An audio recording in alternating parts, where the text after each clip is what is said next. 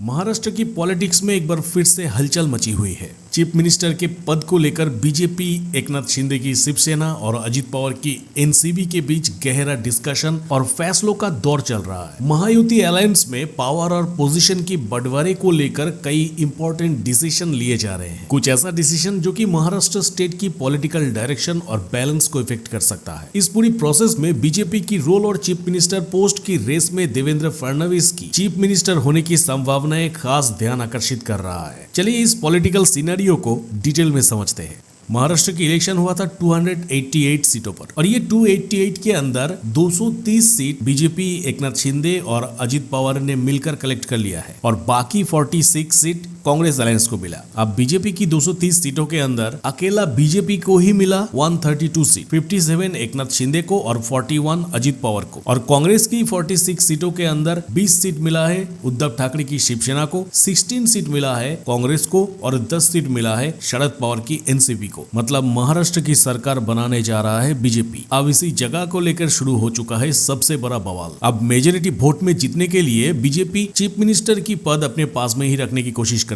और इसीलिए शिवसेना की एकनाथ शिंदे को सांत्वना पुरस्कार के हिसाब से 3 बड़े डिपार्टमेंट और महाराष्ट्र की 12 कैबिनेट पोस्ट दे सकते हैं। पर सोर्स कह रहा है कि महायुति अलायंस की तीसरी पार्टी यानी अजित पवार की एनसीबी को कैबिनेट में 9 सीट मिल सकता है। अब महाराष्ट्र में चीफ मिनिस्टर के साथ साथ मैक्सिमम 43 मिनिस्टर्स हो सकते हैं और इसी जगह पे बीजेपी आधे से ज्यादा पोस्ट अपने पास रखने की प्लानिंग कर रहा है। एकनाथ शिंदे जिन्होंने बीजेपी की इस डिसीजन को एकदम आंख मूंद कर एक्सेप्ट कर लिया। बताया जा रहा है कि उनको मेजर 3 मिनिस्ट्री मिल सकते हैं, एक अर्बन डेवलपमेंट, पब्लिक वर्क्स और वाटर रिसोर्सेस। रिपोर्ट के अनुसार नया मुख्यमंत्री बीजेपी से ही होगा और 2 डेप्यूटी सीएम बनाया जा सकता है। एक में रहेंगे शिवसेना और दूसरे में रहेंगे एनसीपी। सोर्स कह रहा है कि अजित पवार ने अपनी पार्टी के लीडर्स से बताया कि स्वेरिंग इन सेरेमनी इस वीक में ही हो सकता है। अब मुख्यमंत्री पद को लेकर शिवसेना लीडर्स ने कई दिनों तक पॉलिटिकल बयानबाजी की, लेकिन कल एकनाथ शिंदे ने अनाउंस किया कि उनकी पार्टी पीएम नरेंद्र मोदी और होम मिनिस्टर अमित शाह के डिसीजन को ही सपोर्ट करेंगे। एकनाथ शिंदे का कहना है कि वो चीफ मिनिस्टर चुनाव के अंदर कोई बाधा नहीं डालना चाहते, लेकिन हो सकता है कि ये बस कहने की बात हो, क्योंकि अगर देखा जाए तो फिर उनको जो पोस्ट दिया जा रहा है उसमें ज्यादा कुछ करने वाली बात है नहीं। एक तरफ से आप कह सकते हैं कि उनको लगभग साइड लाइन ही कर दिया गया है। बीजेपी ने 132 सीट जीती है और एनसीपी भी रिपोर्टेडली बीजेपी को सपोर्ट कर रही है। इसका मतलब तो ये साफ है कि बीजेपी को मेजोरिटी के लिए शिंदे फैक्शन की जरूरत और नहीं पड़ने वाली है। जैसे ही ये क्लियर हुआ कि बीजेपी सीएम पोस्ट के लिए क्लेम करेगी, संग संग आदित्य ठाकरे और उद्धव ठाकरे की शिवसेना ने शिंदे पर कटाक्ष करना शुरू कर दिया। यूबीटी के लीडर अवधेश दानवे ने कहा कि बीजेपी अपनी डिसीजंस खुद लेती है और शिंदे उन पर दबाव नहीं डाल सकते। संजय राउत ने कहा कि शिंदे को